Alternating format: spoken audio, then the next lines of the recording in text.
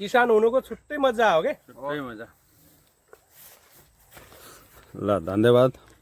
दाजुलाई सबै साथीहरूलाई एकदम धन्यवाद यो त एकदम मजाको अर्ग्यानिक तरिकाले खान पाइयो खेतमै उपस्थित भएर यो फल उम्रिन्छ नि जहाँ फाल्यो त्यही हो ल साथीहरू सबैलाई नमस्कार अब हामी चाहिँ हाम्रो गुलरिया नगर सभापति हिमबहादुर पुन्ज्यूको ड्रागन फ्रुटमा आएर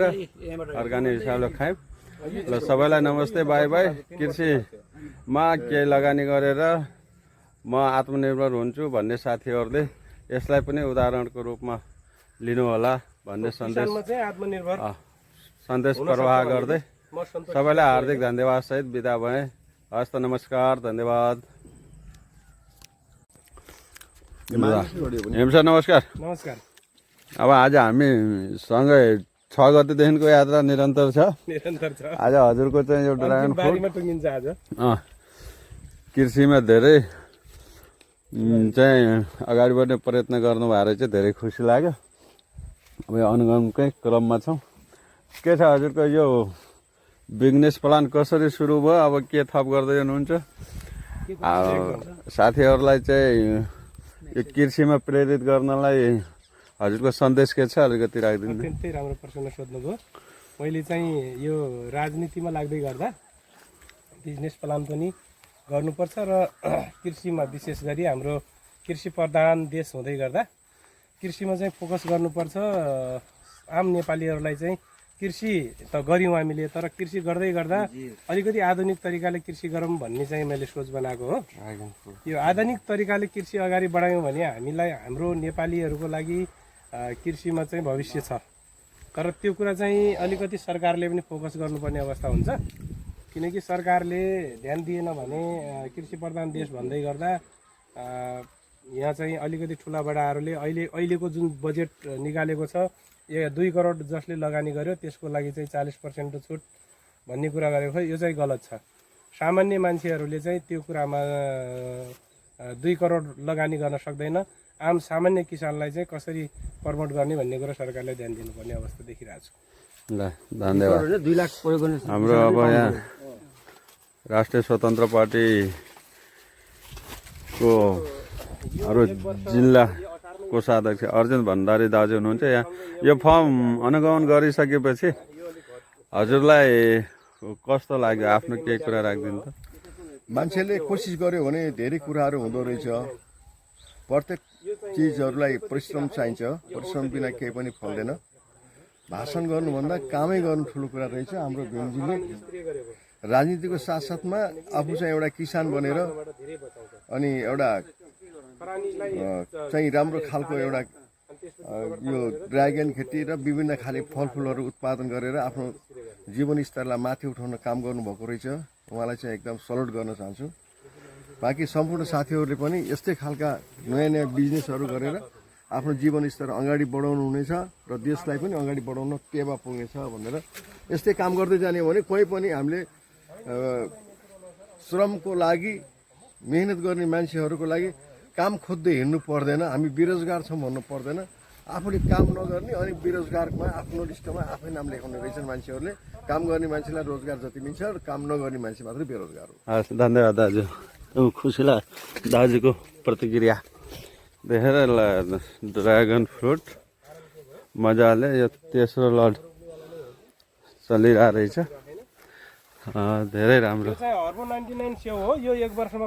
यो 1 वर्ष भयो अहिले लगाएको हजुर अबको 1 वर्षमा फल्ने 2 वर्षमा फल्छ हर्बो 99 यो के हो भेमसरी हो यो पनि अन्जिर हो यो हाइब्रिड अन्जिर फल चाहिँ यो अत्याधिक फल्यो हजुर तर यो खान पाइएन यो दाना कत्रो हुन्छ यो यत्रै हो कि अलि ठुलो हुन्छ झरिरहेछ कि यो नपाकेर यो चाहिँ के कारण भयो कि या चाहिँ यो त्यस्तै आच्छे पर्यो कि हैन यो पनि हर्बो 99 स्याउ हो 1 वर्ष भयो लारो यो चाहिँ प्रदेश कमिटी सदस्य उदय भूषालले दाजुले पनि यहाँ अवलोकन गरिराख्नु भएको छ 1,75,000 अब यो ड्रागन फ्रुट 1 किलोको ड्रागन फ्रुट हामी चाहिँ यहीँ टेस्ट गरौँ न त होइन कस्तो चाहिँ ठिक छ यो छ एउटा चाहिँ होइन कि अनि अब घरि होइन यसरी पनि होइन, गर्नु एउटा एउटा निकालौँ त यसरी एउटा निकालौँ यो ल हेरौँ न यो त फोकेर खाथ्यो नि त हामीले त अँ। ए यसरी अब त्यसलाई चट्ट खोल्स्याउनु खोल्स्याएपछि दाजु त्यो यसो हजुरले सहयोग गर्नु पऱ्यो यो चाहिँ खोल्स्याएर होइन यो खानालाई चाहिँ उ गर्नु परेन कि चक्कु नै चाहिएन कि ए ल कुनै ल यसरी कुनै हजुर चाहिँ अब यस्तो ले चक्कु लिएर आ त ल्या छैन कि लिएर आ न भनेपछि अब धेरै मिठो छैन होइन ए गजब मिठो रहेछ दाजु आउनु न यता यो त मिठो छ फोटो त आउँछ ल यो सबै प्रत्येकले एउटा एउटा उ गरौँ न यसरी थ्याङ्क यू हे देला अझै आउने यता आऊ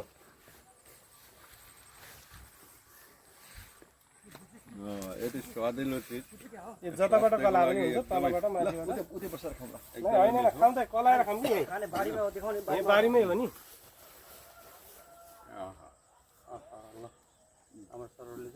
ल ल हजुरले पनि यो खै मेरो हातमा यहाँ छ लिनु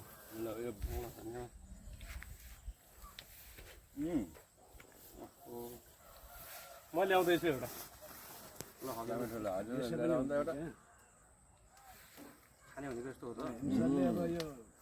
यो हिसाबले खान पाइयो धेरै खुसी लाग्यो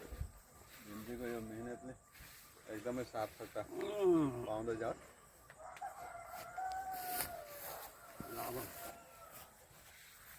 यो रातो चाहिँ सबै पाकेकै हो है पाकेकै हो सबै पाएको ल यसरी यसरी बारीमै अर्ग्यानिक चिजहरू चोरोले खाइन्छ चोरोले मजा यसरी खान पाइन्छ किसान हुनुको छुट्टै मजा हो के छुट्टै मजा ल धन्यवाद दाजुलाई सबै साथीहरूलाई एकदम धन्यवाद यो त एकदम मजाको अर्ग्यानिक तरिकाले खान पाइयो एकदम एकदम एकदम खेतमै उपस्थित भएर यो फल उम्रिन्छ नि जहाँ फाल्यो त्यही हो यो ल साथीहरू सबैलाई नमस्कार अब हामी चाहिँ हाम्रो गुलरिया नगर सभापति हिमबहादुर पुन्ज्यूको ड्रागन फ्रुटमा आएर अर्ग्यानिक हिसाबले खायौँ ल सबैलाई नमस्ते बाई बाई कृषिमा केही लगानी गरेर म आत्मनिर्भर हुन्छु भन्ने साथीहरूले यसलाई पनि उदाहरणको रूपमा लिनुहोला भन्ने सन्देश किसानमा चाहिँ आत्मनिर्भर सन्देश प्रवाह गर्दै म सन्तोष सबैलाई हार्दिक धन्यवाद सहित बिदा भएँ हस्त नमस्कार धन्यवाद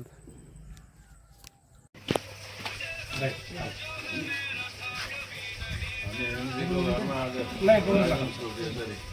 अब यो बोक्राको काम चाहिँ के हो भने यसलाई अहिले यसले के काम गर्छ भने एउटा चाहिँ फेस वासको काम गर्छ यसले फेसमा सफा गराउने यसलाई मसिनो लेदो बनाएर हल्का अलिकति स्याम्पू अन्डा मिसाएर टक्क पारी लेदो लगाउनुहोस् होइन अनि यो काम गर्छ एउटा कुरा यो सब्जी हुन्छ एउटा कुरा अचार बन्छ यो यो त धेरै किसिमको काम गर्छ कि यो फाल्तु केही पनि गरेर यो हुँदैन होला हेर्दै यो बोक्रामा धेरै जाँदैन